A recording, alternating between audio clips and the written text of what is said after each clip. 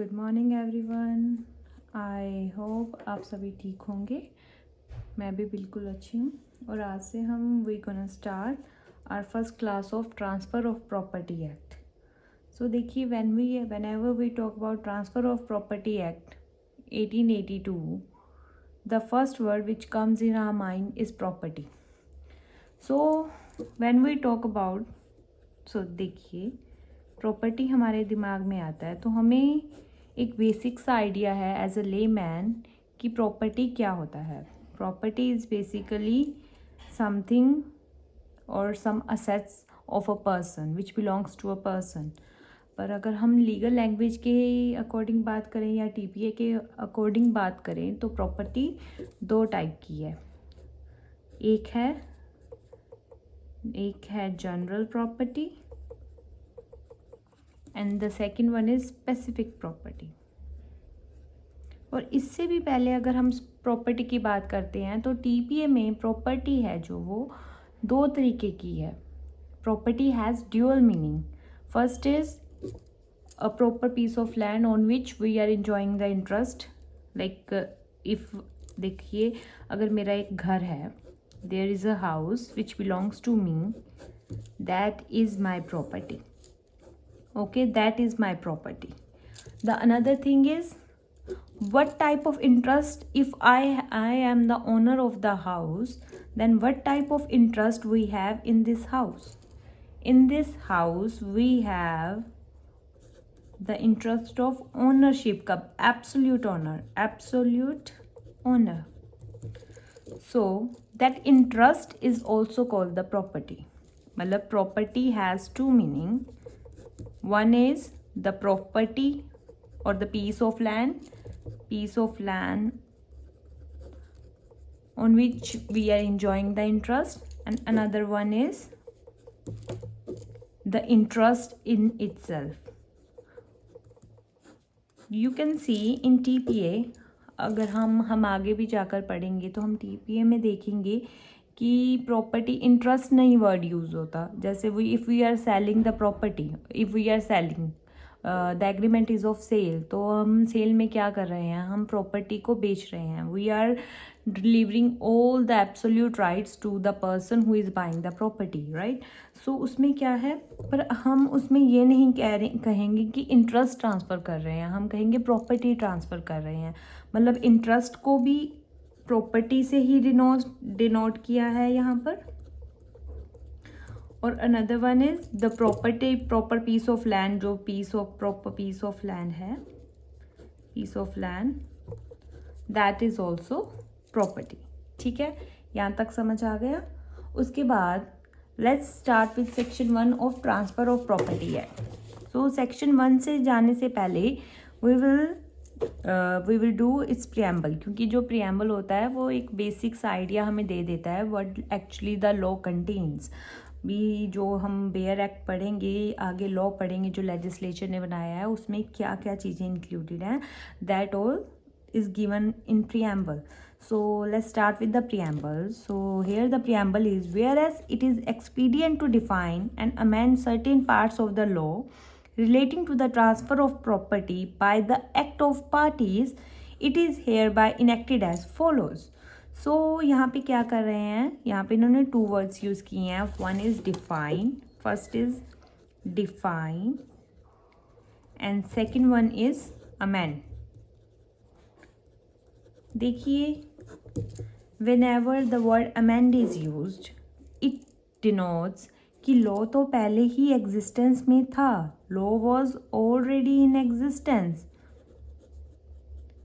पर उसको हमने थोड़ा सा मॉडिफिकेशन किया है और उसके कुछ टर्मिनोलॉजीज थी जो डिफाइन नहीं थी, वो हमने डिफाइन की हैं। उसके बाद we made a new law. This means if someone says कि जो प्रॉपर्टी रिलेटेड लॉ है वो 1882 में आया है, transfer of property act, then this will be absolutely wrong thing. क्योंकि लॉ 1882 में नहीं आया, क्योंकि यहाँ पे प्रियम्बल हमें कह रहा है कि डिफाइन एंड अमेंड, मतलब कि पहले कोई लॉ एग्जिस्ट कर रहा था तभी हम उसको अमेंड कर रहे हैं। Exactly right. सो देखिए आगे हमने पढ़ा है whereas it is expedient. So let's open the Bare Act and you can see whereas it is expedient to define and amend certain part of the law relating to transfer of property by the act of parties. So here you can see the word by the act of parties. Act of parties. What is act of parties? It means there are two parties and both of them doing something. ठीक है, act कर रहे हैं, they are performing some act. So that is what act of parties means here. So अगर कोई party act कर रही है, this means they are in existence. They are in existence, मतलब वो प्रेजेंट हैं, आज की दुनिया में प्रेजेंट हैं. तो विच मीन्स कि जो ट्रांसफ़र ऑफ प्रॉपर्टी एक्ट है वो तब लागू होगा, तब अप्लाई होगा when two parties are in existence. And this same thing which is given under the preamble, it is also given under Section 5 of Transfer of Property Act, in which it is given that when two living person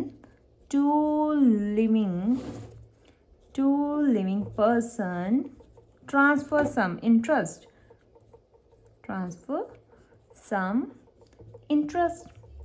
ठीक है. सो preamble में जो चीज़ mention है कि by the act of parties, that thing is also mentioned under section 5 of transfer of property act. So here we can see whenever we are talking about कि act of parties, there is a legal maxim or there is Latin terminology inter vivos, which means between two living persons. So you are getting my point कि जो transfer of property act है वो deal करेगा when there are two living person who are either buying or selling the property or either giving it as a lease or mortgage. We will do it further. जब आगे हम आगे proceed करेंगे, आगे topic देखेंगे तो आगे we will see everything, each and everything. ठीक है. सो यहाँ तक क्लियर है कि जो ट्रांसफ़र, अब तक हमने ये किया है कि जो ट्रांसफ़र ऑफ प्रॉपर्टी एक्ट है, वो अप्लाई होता है.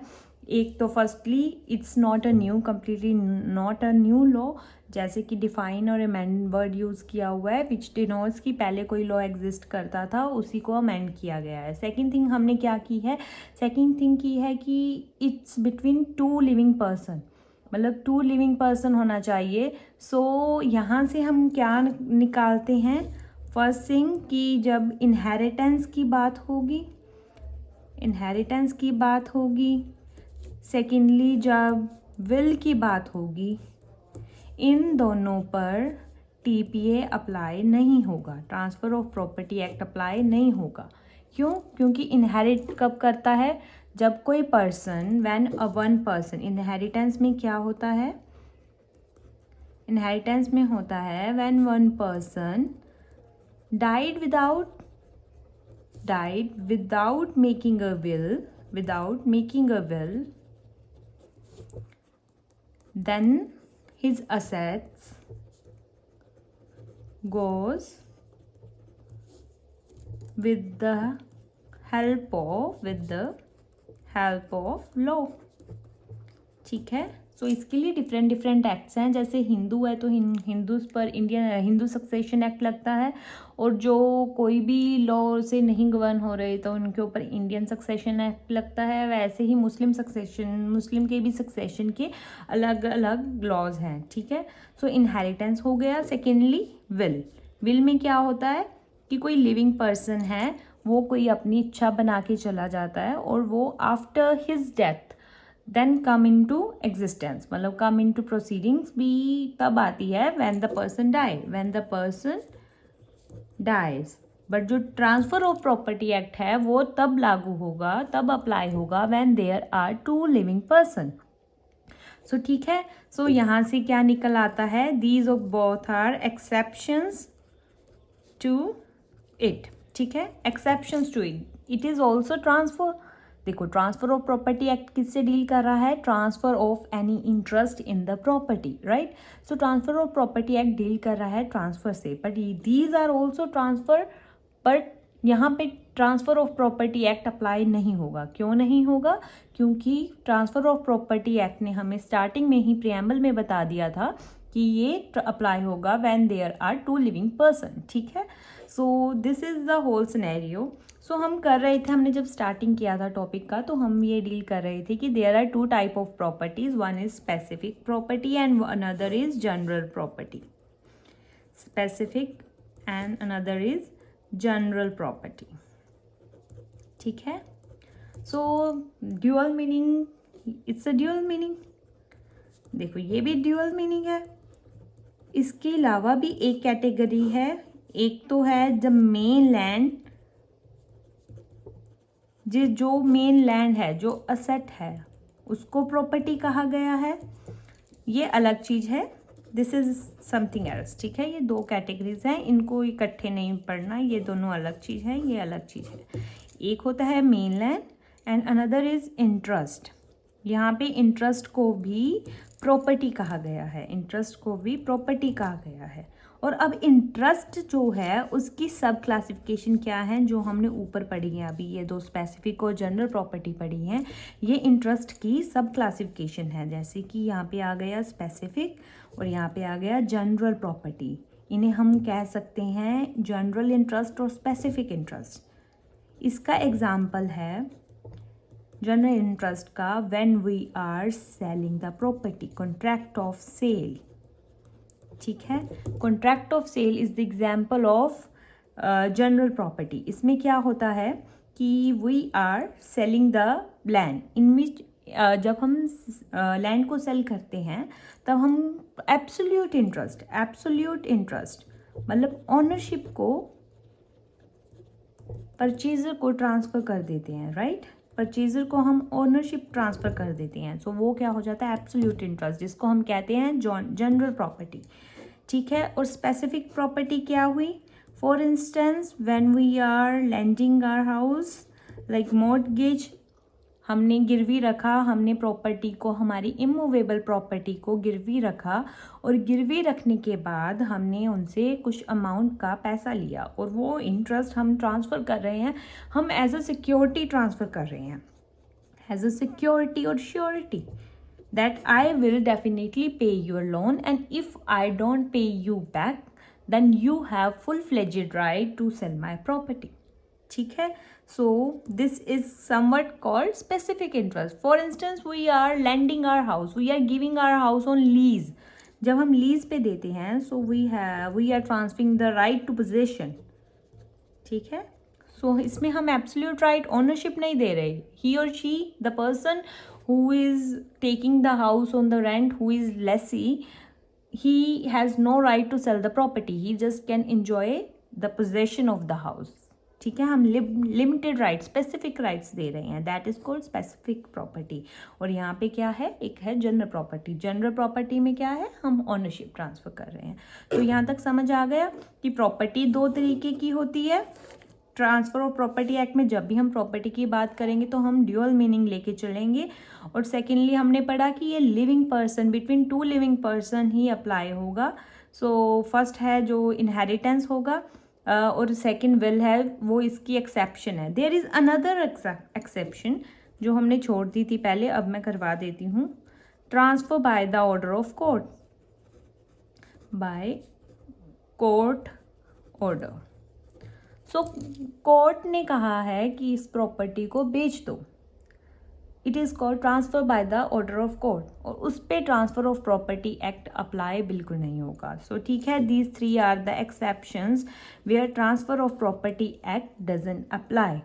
ठीक है, अब हम बात कर रहे थे ड्यूअल मीनिंग की, प्रॉपर्टी के दो मतलब हैं, टू मीनिंग है। ठीक है, देखो डबल मीनिंग, एक तो है असेट, हमने कहा था एक असेट्स है, एक है इंटरेस्ट, द इंटरेस्ट की उसके ऊपर जो इंटरेस्ट हम इंजॉय कर रहे हैं दैट इज़ प्रॉपर्टी। सो दो मीनिंग तो हैं इसके, बट द थिंग इज कि there is an exception, exceptions are always there. जब भी हम लॉ पढ़ेंगे कोई भी, तो हमने यही मान के चलना है कि there are always some exceptions. So इसकी एक्सेप्शन क्या है, ड्यूअल मीनिंग की एक्सेप्शन क्या है? ट्रांसफर ऑफ प्रॉपर्टी एक्ट तो दो मीनिंग प्रॉपर्टी पे अप्लाई हो रहा है ना, तो इसकी एक्सेप्शन है एक्शनेबल क्लेम, एक्शनेबल क्लेम, ठीक है। ओ सॉरी, आपको दिख नहीं रहा, sorry, I have written at the place जो कैमरा में विजिबल नहीं था। तो एक्शनेबल क्लेम की बात कर रहे हैं हम। एक्शनेबल क्लेम में क्या होता है? एक्शनेबल क्लेम इज़ बेसिकली, जैसे मैंने ए नाम का इंसान है, उससे बी ने, ए नाम के ह्यूमन बीइंग ने बी से मनी लिया, ठीक है। बी ने उसको 10K रुपी दिया, ठीक है। सो ए ने एक एंडोर्समेंट डीड बनाई, या बी ने एक ईडी जिसे कह देते हैं एंडोर्समेंट डीड बनाई, जिसमें उसने लिखा कि ए ने बी को 10,000 देना है, ठीक है। उसके बाद बी ने भी साइन किया, वहाँ पे बी साइन भी हो गए, ए के भी साइन हो गए, दिस इज़ एंडोर्समेंट डीड, ठीक है। एंडोर्समेंट डीड बन गई, पर इसमें प्रॉपर्टी क्या है? दैट एंडोर्समेंट डीड और दैट वी एक्शनेबल क्लेम, जो मनी उन्होंने ली है वही मनी को ही यहाँ पे प्रॉपर्टी कहा गया है एक्शनेबल क्लेम में, या फिर जो भी इंटरेस्ट लिया है उन्होंने। पर क्या यहाँ पे इमूवेबल प्रॉपर्टी या फिर मूवेबल प्रॉपर्टी इंक्लूडेड थी? नहीं थी। मतलब बस एक इंटरेस्ट का नाम प्रॉपर्टी है यहाँ पे। Interest is only, property is interest here, here only property is interest, not the main land on which the interest should be enjoyed, ठीक है। सो यहाँ से समझ आ गया होगा कि इसकी एक्सेप्शन, कि this is the exception of dual meaning of property.